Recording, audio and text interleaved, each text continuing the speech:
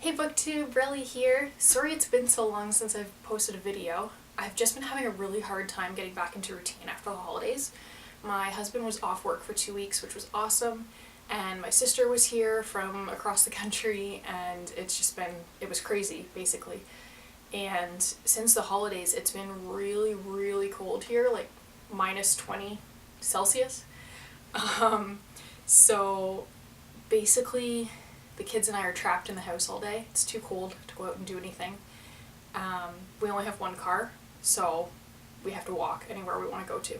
So we're basically trapped in the house, which means I pretty much just hang out in my pajamas. I spend a lot of time on the couch, on the floor with the kids, that sort of thing. Which basically means pajamas, no makeup, no filming. So sorry about that. But I'm back. It's supposed to warm up a little bit the next couple of weeks, so hopefully that'll help us get back on track and into routine. So the video that I wanted to film today is about the AYEARATHON reading marathon. I heard about it from Little Book Owl, and I'll link that video down below for you. She talks about all the different reading marathons that happen throughout the year. So this was the first one that I wanted to try. I've never done a reading marathon before because I'm so new to BookTube, and I thought this sounded like a good one because it happens every month. So it really keeps you motivated and keeps you on track to meet your reading goals and that sort of thing. So the AYEARATHON for January was from January 5th to the 11th, and it was on standalone books. So that was really great for me because you can pretty much pick anything that's not a series. And I was able to kickstart my 50 book goal for 2015. I know that may not seem like a lot for some of you. With 2 kids running around and a part-time job and all my other responsibilities, I thought about a book a week was a pretty realistic goal for me and something I may actually be able to accomplish, which would motivate me more to actually try. So the AYEARATHON was a great start for me. I had a goal of reading 3 books and I read 3.5. So I was really happy about that. I started with Unravel by AYEARATHON. I picked this book because Books and Lala recommended it, said it was fantastic. She did a book chat video on it, and I'll link that down below too. And just the way she talked about it, I wanted to read it. So I started with that one, and I loved it. It was so good. I could not put it down. If I had read it a week earlier, it probably would have been my favorite book of 2014. But because I read it right at the beginning of January, I'm gonna say it's for sure gonna be up there on the list if it's not the favorite for 2015. It was just so good. It had so many twists in it that I didn't expect, and I just feel like around every corner, like I was getting my mind blown, which was awesome. So I definitely recommend reading that book. It is about some graphic sort of content, so if you have any triggers or anything like that, you might want to read the synopsis before you pick the book up.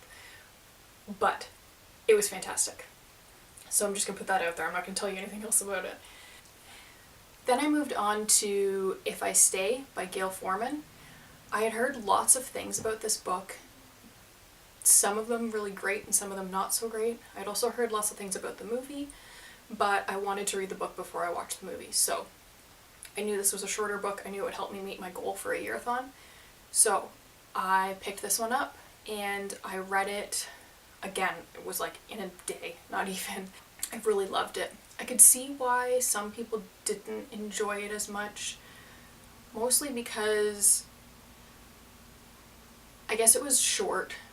There wasn't a whole lot to the story, but I felt like the story itself was really great and I really liked just the whole plot line, basically. If you don't know about this book, it's about a girl who gets in an accident with her family, and basically, I don't think this is a spoiler, I'm sure this must be on the back of the book, even though I didn't read the synopsis because I have ebooks. She's basically in a coma and can see what's happening. So it was a really interesting take on what could have been just a normal young adult book. And if you like young adult, I definitely think it's worth checking out. I enjoyed it. After that, I of course had to read the sequel to If I Stay, which is Where She Went by Gail Forman. I really liked this book too. It had a whole different approach to the story, and it was a plot that I really like. It focused more on the male lead character in the first book, and his lifestyle. I could see a lot of my pre-family lifestyle in his lifestyle, minus being a rock star, obviously. So yeah, I really liked the plot of that book too. I thought it was great as well. It was also short, so I got through that one in a day, and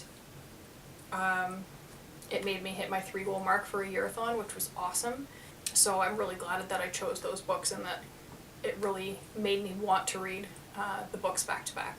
The last book I started during a year-a-thon was The Duff by Cody Keplinger.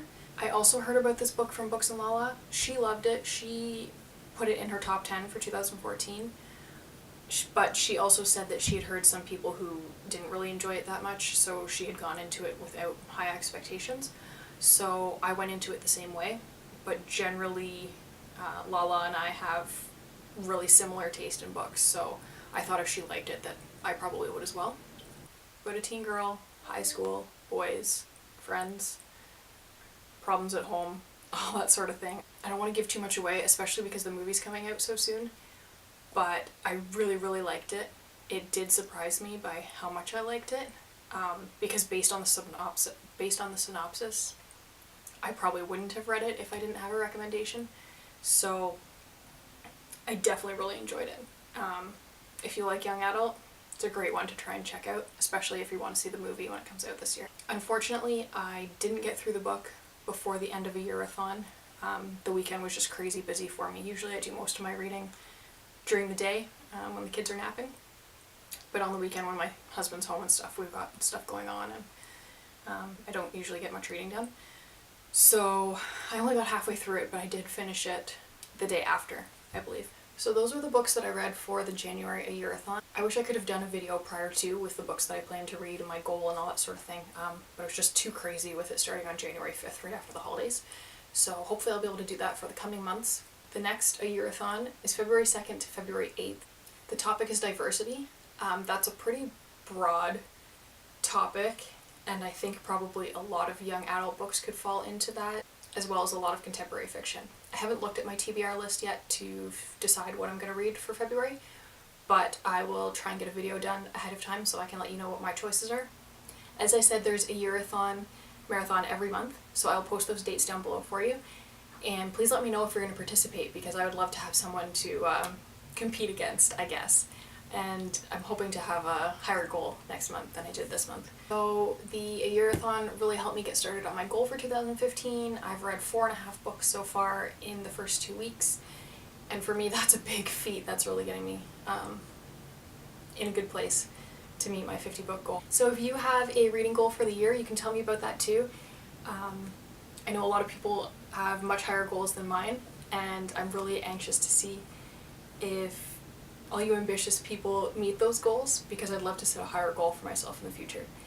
Anyways, that's all for now. I will catch you later. Bye, BookTube.